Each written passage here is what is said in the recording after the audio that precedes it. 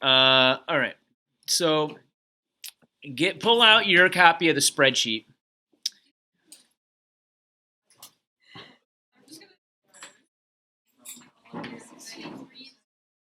Yeah, well, I'm sitting there like cutting and pasting, the videos apart. Sometimes the way I do it is I keep one document open, and I'll just paste all the like good clips into it, and then if I have time, end of a semester, I'll.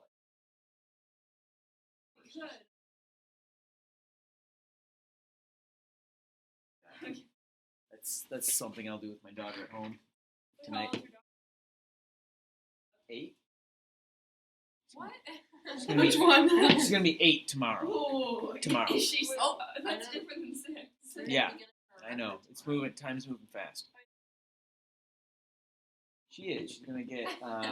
She's gonna get a Cyndi Lauper's first record when she was in a band called the Blue Angels. No way! Oh my. Yeah, cool record. And a Joan Jett's first record when she was in a band called the Runaways. Hell yeah. You're making me feel. Why? Yeah. Moving on. Oh, yeah. What Those. kids watching? She's. I mean, in terms of TV. 97 now. Yeah. Yeah. She. Yeah. I don't know. Lame. Stuff like that. She would be into that. All right. So you guys got this up. We can do one of two things here. You can just make another copy of what I've got, or I can walk you through a couple of these steps. Did everybody go through and get the radians for? No, mine's. Okay. So I actually think what I did is I went through and so you'll remember that the relationship was pi over 180 equals theta degrees. Oops, no, I'm sorry. Theta in radians over theta in degrees. This would be theta degrees. This would be theta in radians, right? So to get theta in radians, it's just pi over 180 times theta in degrees, and written out as an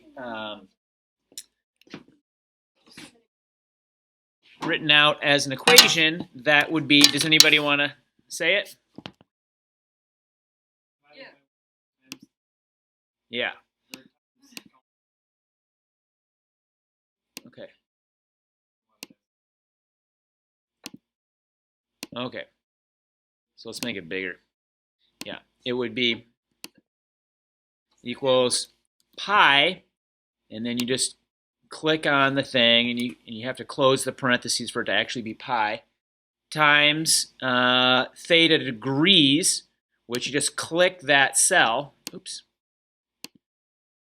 Times theta degrees divided by 180.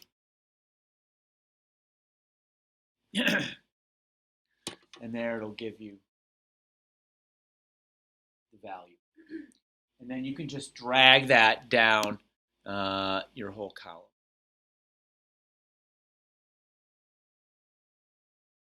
Because you did it for. Oh, how many decimals? Expand your decimal. Go.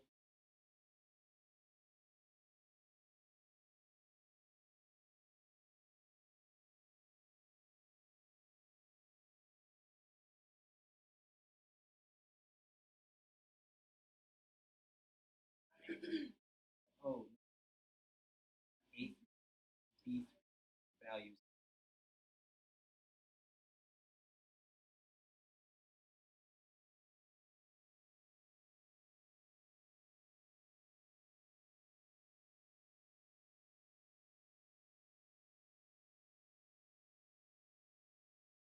Oh. All right. Just drag this. That's right, and that's what he was saying before. So the other thing you can do here is James was saying RAD, and then, oops, you need to put parentheses in. Yep. And then you can click on the square that you want to convert to radians and close the parentheses, and it'll do the same. But I wanted to show the math that function.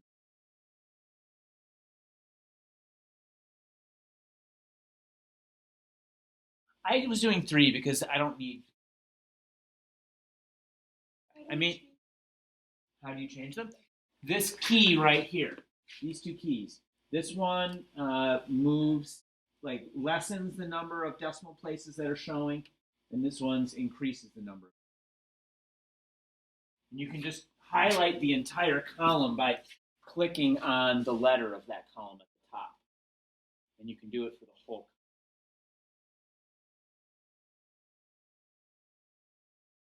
I was doing 3, yeah. I just was like tidying it up too. I centered it. You center it by going into this drop down and picking the center.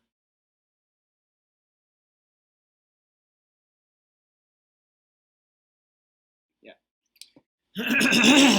Okay. Now, so that's the radians. Now, the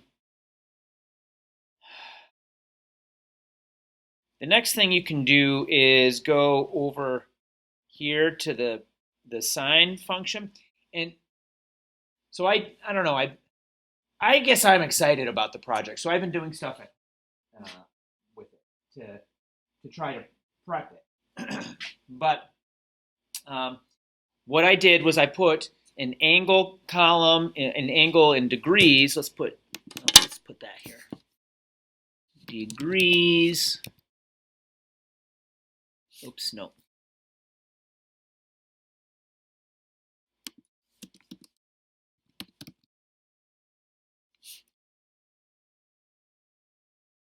Angle, degrees.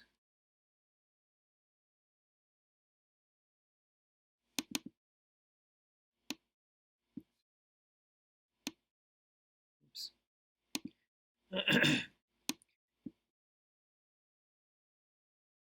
I put an angle in degrees and an angle in radians in front of all 3 sections of mine. So there's 3 sections. There's the first section, which is the Slytherin Ravenclaw section. The second section is Hufflepuff Gryffindor section, which is right through here. And you can see that it has its own angle and radian section.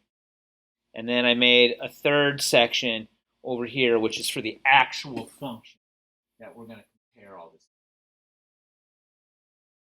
Following? It can be in the copies too. You're going to want this section. Yes. You'll have to, you'll have to put it in.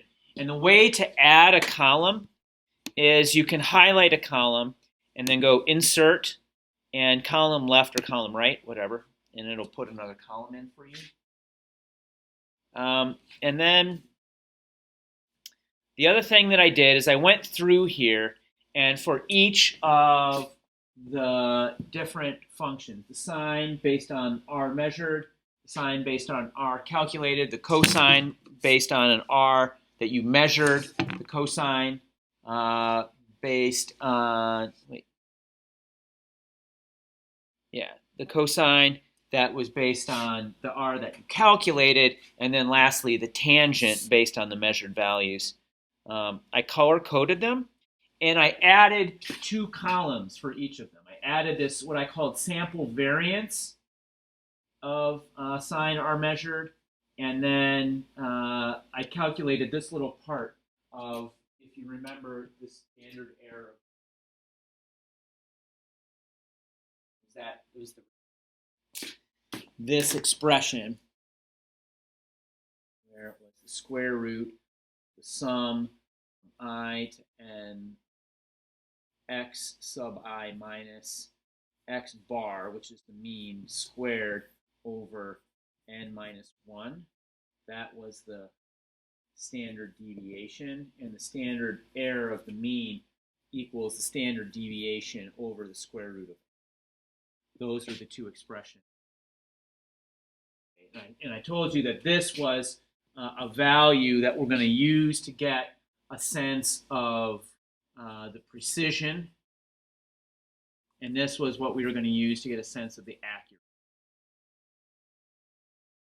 Precision meaning how well clustered our values were. Were they like wildly spread apart, or were they clustered well? And the accuracy is how close were those values to the actual correct. So these are the two expressions. And so I added these points here. This is the variance. This is the variance right here, sample variance. And this term is this term for each of these from I to n across all of the different items up to n. N, in this case, is actually 73 or 4. I'll show you how. So I added these columns. You can do that yourself now, or you can just, a simple way to do it. I mean, it's up to you. If you want the experience of doing it, you can go and highlight your sine R measured column and go insert column to the, the right, and do 2 of those. And then you can name them, and we'll go through how to calculate each of these things. It's pretty straightforward. Or you can make another copy of it. The way to do that would be to just come here and select in the corner. It would highlight the entire sheet. You can just do Apple C and then go to your spreadsheet and do.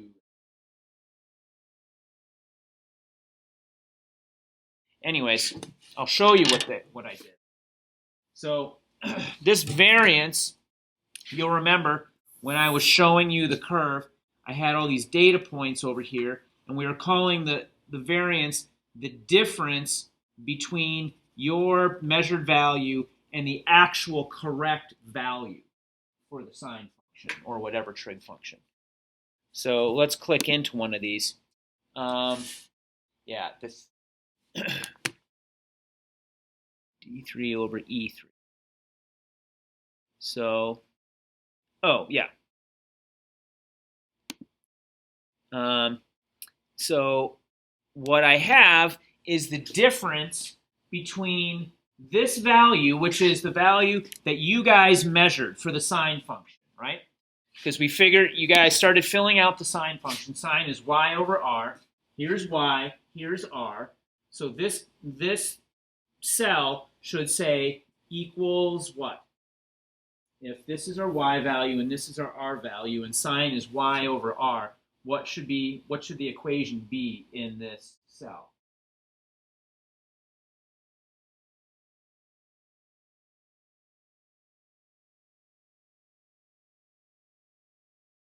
You got it.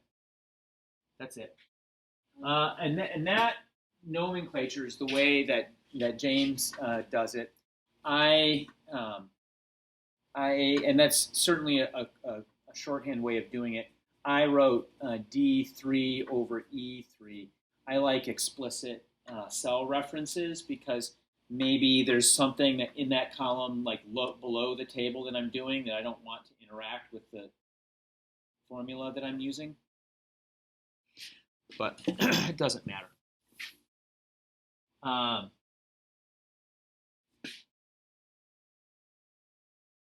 And then the variance. So it's going to be the difference between our experimental sine value and the actual sine value. So to get the actual sine value, we have to go over to this third section where we're going to calculate the actual values of the sine function.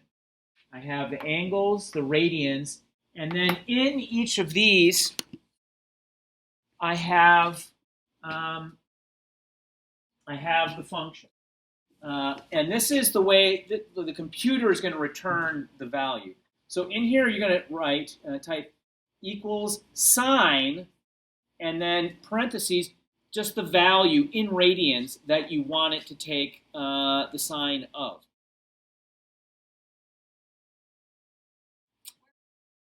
Right here for any particular value of the sine function for a particular angle. So this is the angle in degrees, this is the angle in radians, and this is going to be the sine, cosine, and tangent function.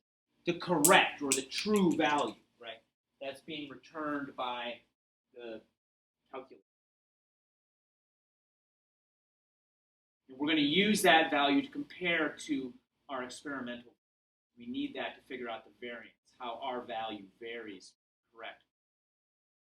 So in that cell, when you look at the spreadsheet, you can see what you're typing in here, but sometimes you need to make a reference to some other cell far away, and you got to move yourself around. And so you can always see what you're typing up in this line right here in the spreadsheet. It always tells you the equation that you're typing in the activated cell.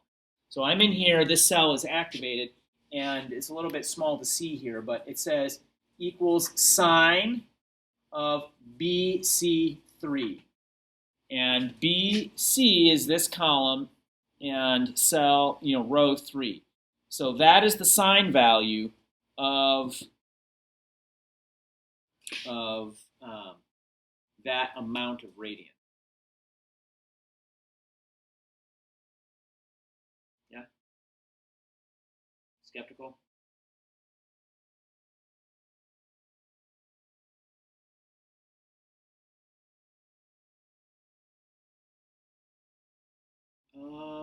Say that again.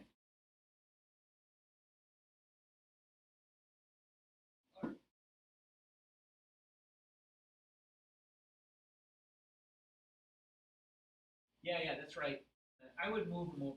You can still reference them there, but I was trying to keep all three. Because what I did, one thing you'll notice if you look at my spreadsheet, I sorted them so that they are all in completely sequential ascending order by degree. So it goes from 0 to 360 every 5 degrees. And your lists, because of the way we were reflecting the 90-degree data into the 4 quadrants, was not, some of it was turned backwards.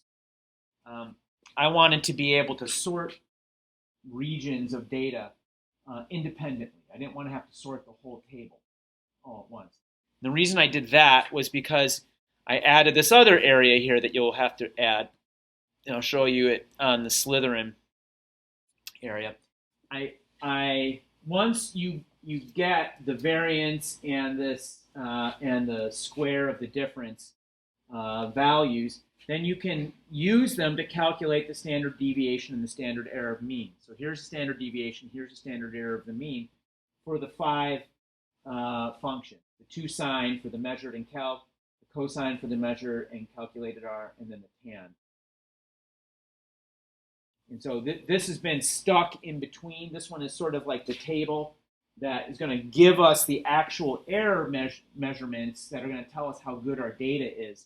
That's related to the data that you collected and that you're calculating. And there's another one of these tables associated with Gryffindor, Hufflepuff, and then there's the third section, the actual values for the trig function. Am I talking too fast? No. And so if I were going to, to get them to all go in sequential order, you just highlight a certain column and you can do a data sort and tell it what column you want it to sort by, ascending values or whatever. You say sort by angle, ascending values, and it'll do that, which is what I did. But if I wanted the whole table to do that because I was using angles and radians from one section across all 3 sections, if it would have sorted that, it would have sorted this section as well. And I didn't want this section sorted. I wanted it to stay at the top of the table. Understand? It's because Google Sheets is not as smart as Excel. Excel, you can get around in Google Sheets. You understand you don't have to do that. If you don't, I was just being a little bit obsessive about wanting my data to be all in a row, so I can go down to a row. And so anyways, over here in the third section that has the actual function values, you just type the name of your function in, and then in parentheses the cell that you want it to get the value of. So I have angles and radians right next to it. Also, so I don't. The other convenient thing is, I mean, I froze the first two columns, right? I froze these first two columns, so they're always there. So it'd be easy for me if I wanted to go over and click that. But this way, it's just right next to the value that the function will be using, degrees or radians. So I did it for sine, I did it for cosine and tangent. I went and did the whole sine column. I didn't pull those values down for cosine and tangent. So to look at cosine, you can see what it looks like. It's the cosine of BC2, that value. And then to look at the tangent, we'll look over here. It's the tangent of BC4, which is that radian. You guys with me? I know I'm probably putting you to sleep here, but not yet.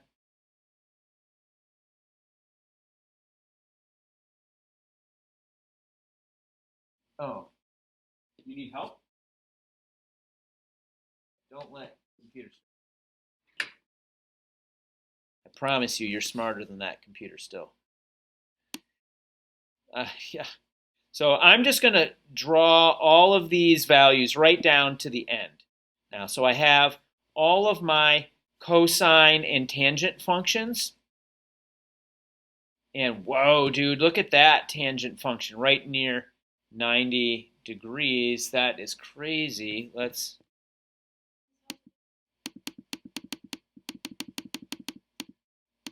What's that?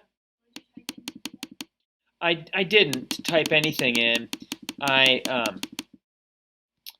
just highlighted the cells, and then I just dragged them down. Oh, I did, yeah. I'm sorry, I had shown that earlier. Let me just get back to where well, anyways. So, for example, in the tangent box, I just write equals tan, which is the name of the tangent function, parentheses, and then I click on the box that I want it to take the tangent.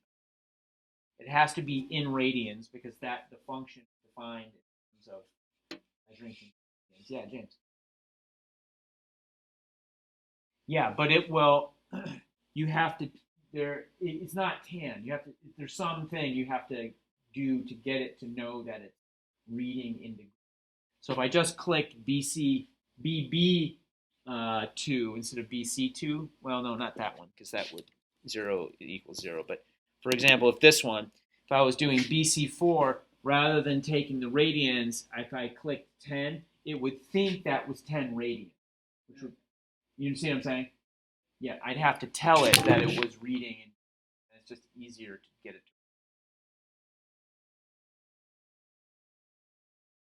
No, that's cool. All right. So now, once we have this, we've got everything we need. We just need to analyze it, right? All the data is there. We have the actual function values, like if you were to plug it into any calculator in the world, these are the values for these angles that calculator would return. And then we also have the values that we calculated based off of your amazing measurement you did outside with string and tape measures and goniometers. So here in Gryffindor, I didn't do much for you guys. I didn't do much for you. I did work in Slytherin. So I did all of it. I did the variance and this. I think this is called chi-squared. But I did this square difference term all for the first sine function. Who's not with me? Sydney. For the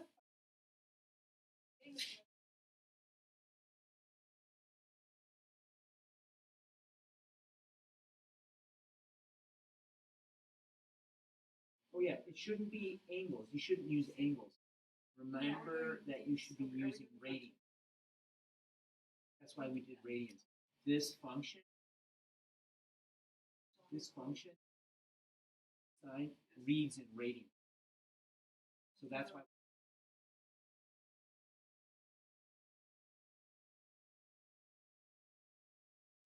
They're when it's they are the same. They're not the same. They're equivalent. Yeah. They're different units.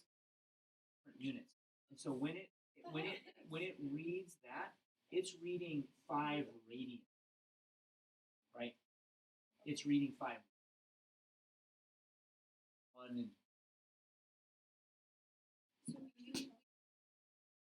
Do use radians.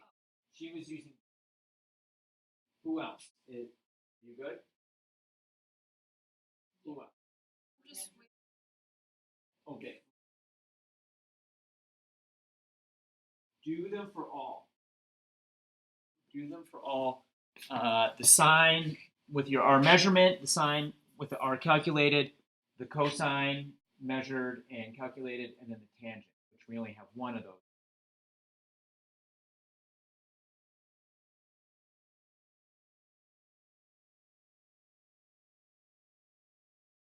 Yeah, if you'll remember, we got these calculated values by using the Pythagorean theorem and our x and y. And so then we had 2 r's. We had the r that you measured, and then we compared it to what it might be if we just based it off our x and our y. Okay. So then,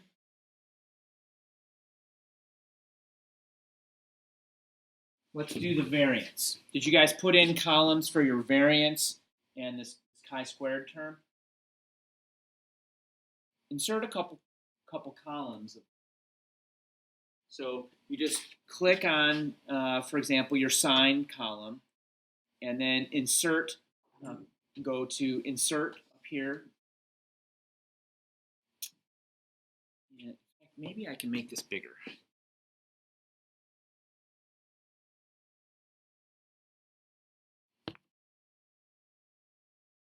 Use this.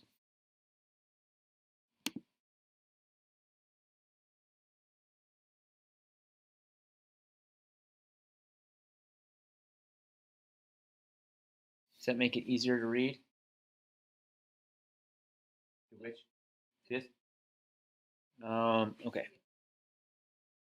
Hello. Computer doesn't want to keep up. We'll do that right there.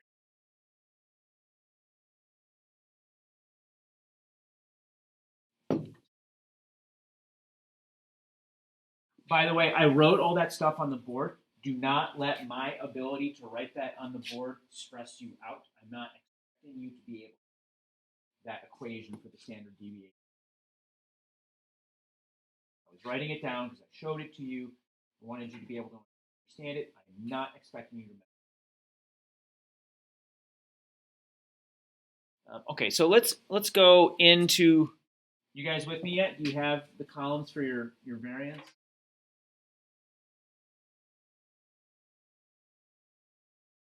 Yeah.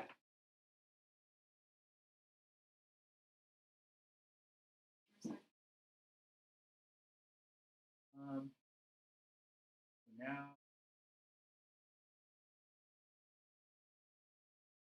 and what you do these values.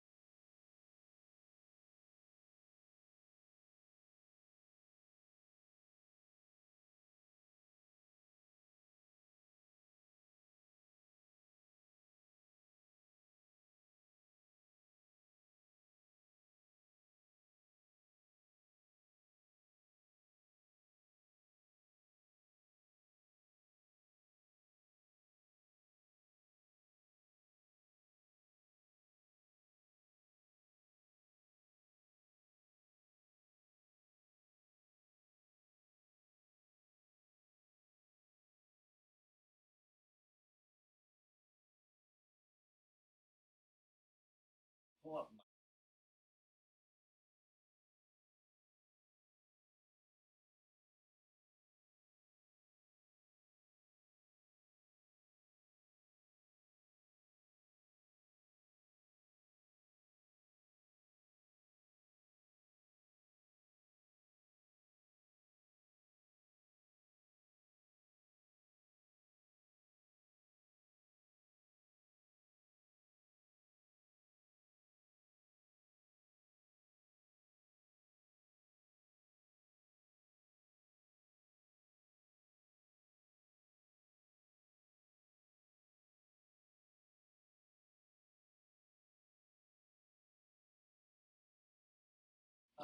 It was 2:40. Yeah.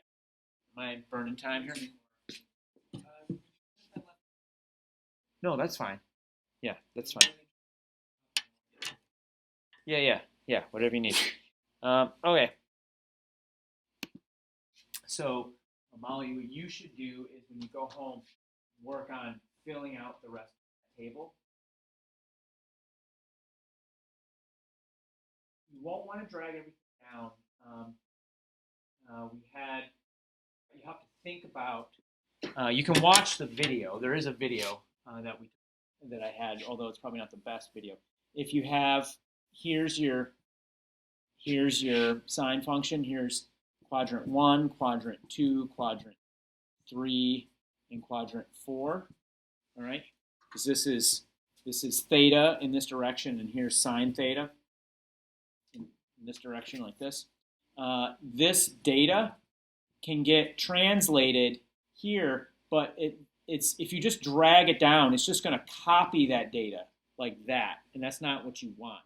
It needs to be reflected. So, right, and then it will, if you just bring it right over here, it would be like this, and it's not. Right here, it's times a -1 along the y value.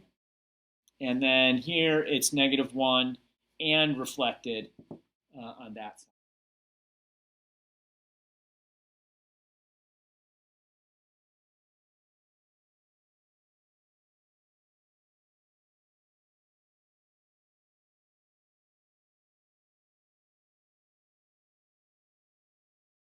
That's right.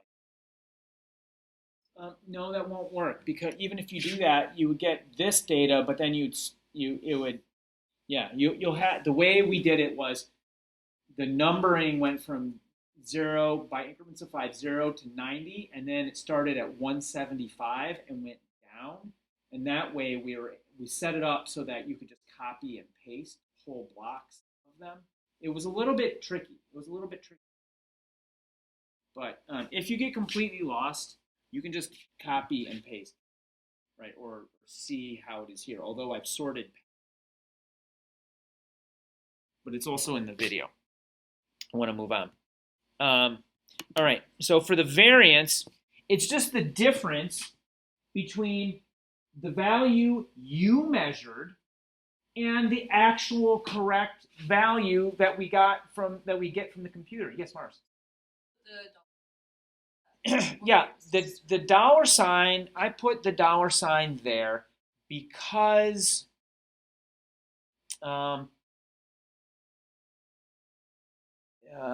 right.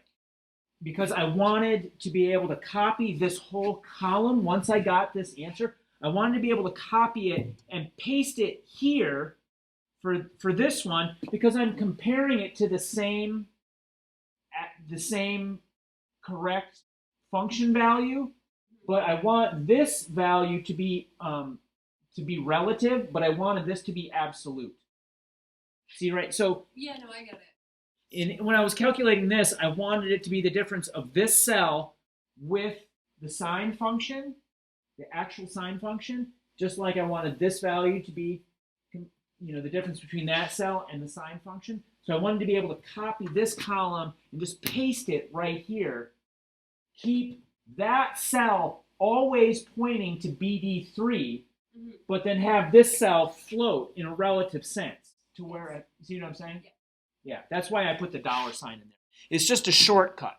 It's just And it has no effect on the way this is calculated. It would be, without the dollar sign, it would give me the same value right here.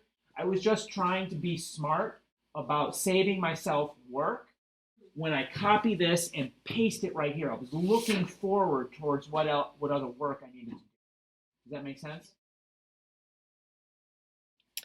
So if we click in here, we can see that now it's J3 and it stayed to BD3. And it stayed BD because I used the dollar sign. The 3 is not absolute because I want to be able to drag it down here and click into this box, and it's going to say BD8. The 8 is relative and floats. But I wanted that column, the data in the column, to be absolute. You following me? I know it's tricky. We're learning how to use a spreadsheet here.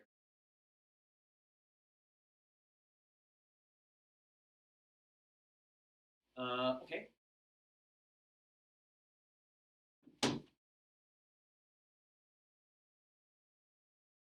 Yeah. It's error because the dollar sign in front of cell. Yeah.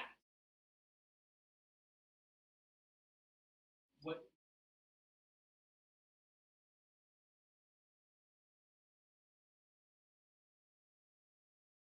It's not going to be BD for you.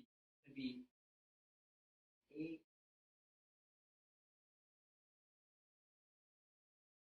Are you good? Who else needs?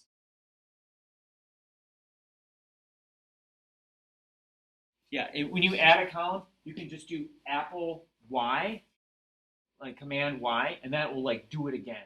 So you can add one in, and so for example, say you wanted to add a column here, you can go insert column right. It would do that for you, and then you could just click here and do Apple Y and do it again. You want to do another one, it just like does it automatically. If you don't like it, Apple Z will undo all that stuff for you.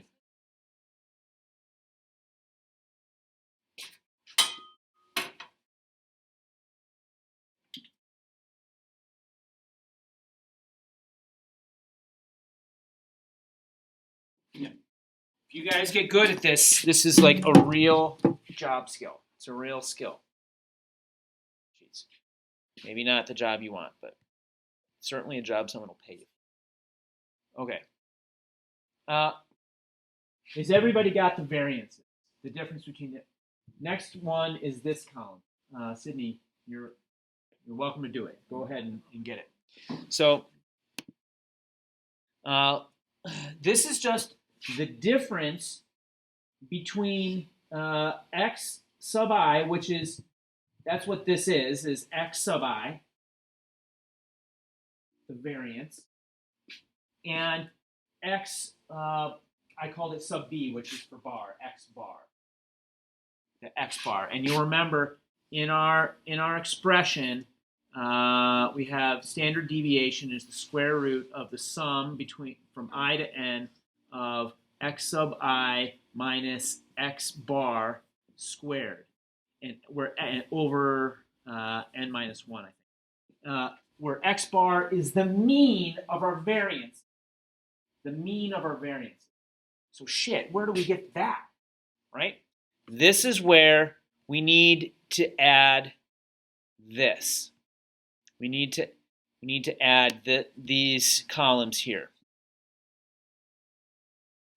So go past your tangent column, your last tangent, and add 4 more columns.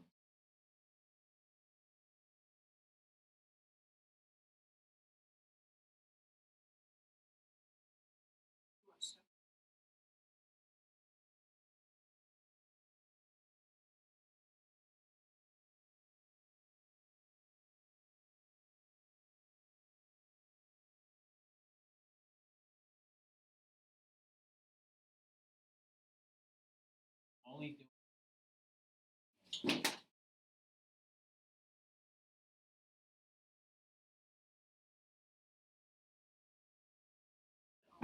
Yep. Goal.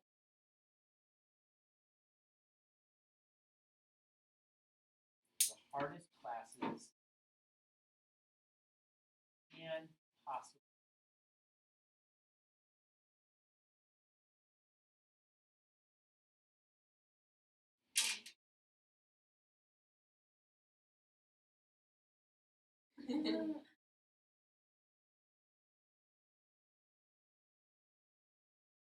Big meal.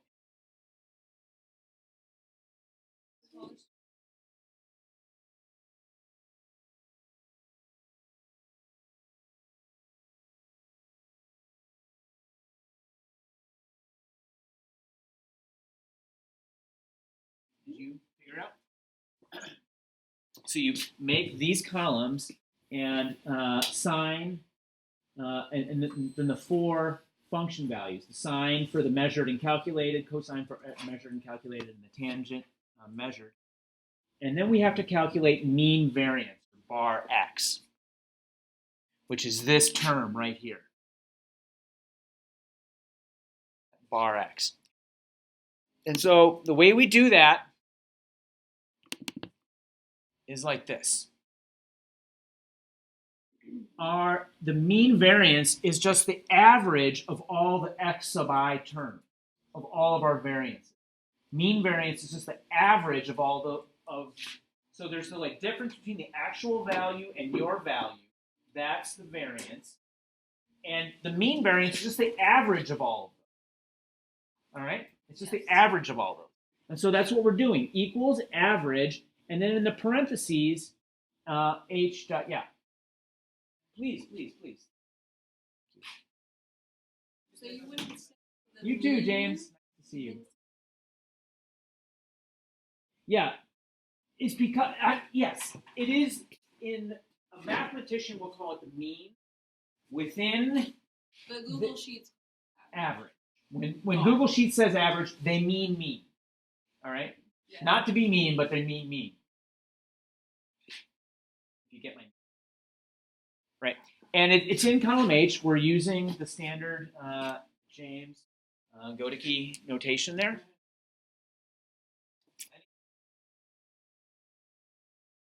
You should get that on a t-shirt, James. See ya.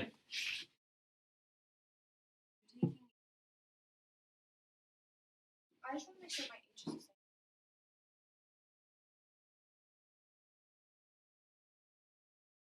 Yeah, right. It may not be H in your in your spreadsheet, whatever.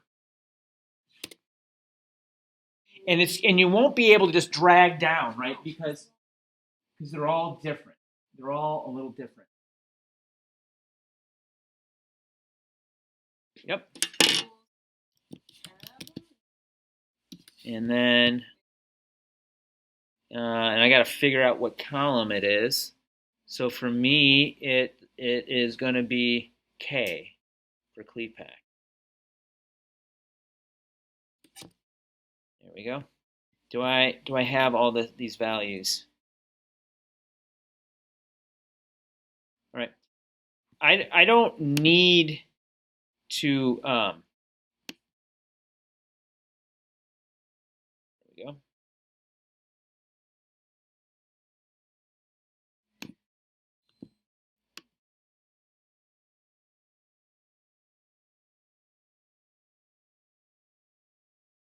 Man.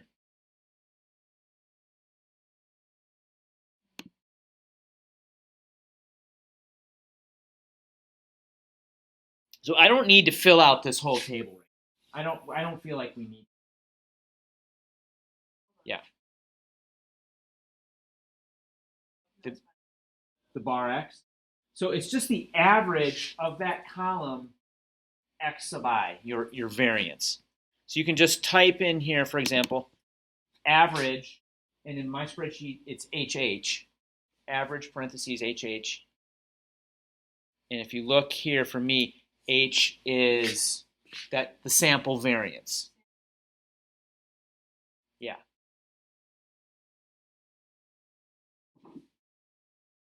Yeah.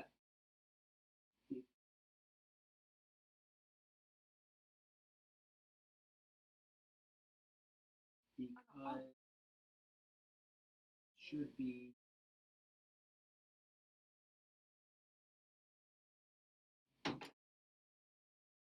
because you didn't put in sample.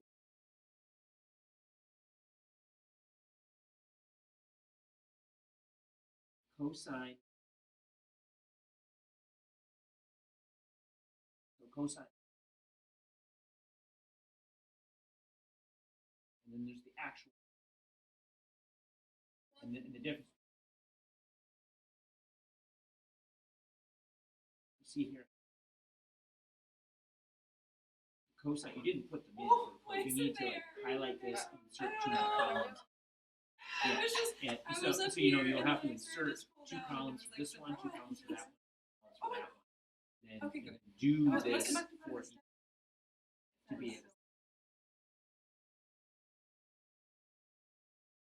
We realized, Ashley scroll and I down. noticed that it graph.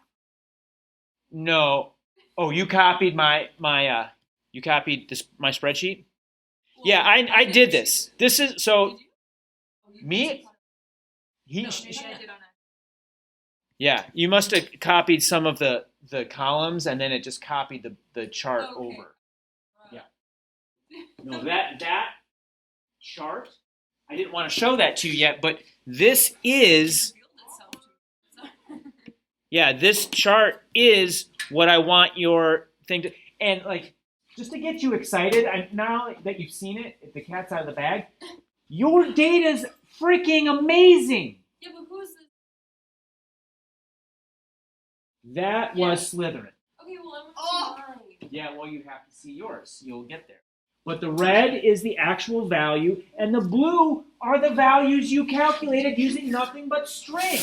So Nice mine are work. really See what I'm saying? Nice work. The group who Okay, has that's like like not not. Please. the group who has the most accurate, not precise, but accurate data. Can we get like some? I think so. I think so. Okay, so there's a lot for you to do. Everything that I've taught you, I would like you to go and do that for all of the functions and try to see if you can fill out that table. Molly, you've got quite a bit to do because you have to extend it to Can I 360. just make sure we have